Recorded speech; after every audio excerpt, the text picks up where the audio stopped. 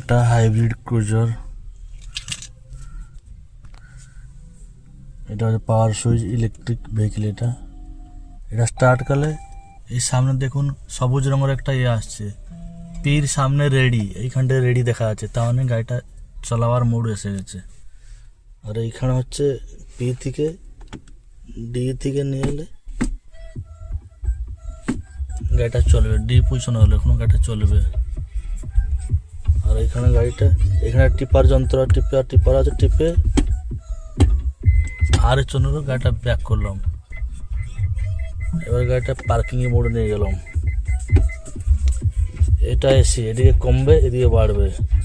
আর এটা পাংখার সুইচটা, এদিকে উঠলে পাংখাটা বেশি হবে, এদিকে কমবে। এদিকে ইন্ডিকেটর লাইট। আর এখানে পাংখাটা এখানে ক্রস চিহ্ন আছে, এদিকে করে দিলে হাওয়াটা কম আসবে। এইখানে এটা বন্ধ করে উইন্ডো, এটা আর এটাই সিস্টেম।